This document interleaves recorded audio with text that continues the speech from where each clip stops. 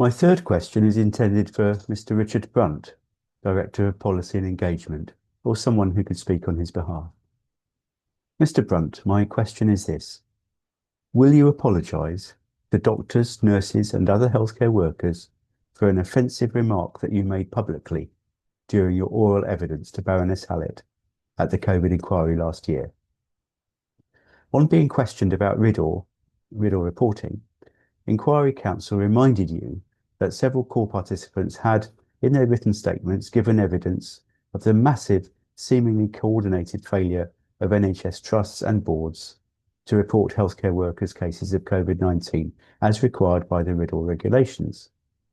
In reply, you confirmed that you had read those witness statements and concluded that these healthcare workers may have been expecting, and I quote, some incredible retribution for what had happened to them. It is that remark which has caused offence.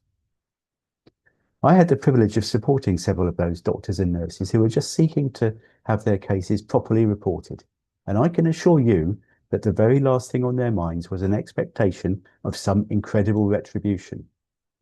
All they wanted was for an open and honest official record to be made of their case of disease, given that it was most likely to have been contracted through their work with infectious patients without adequate respiratory protection, and that was not an unreasonable expectation.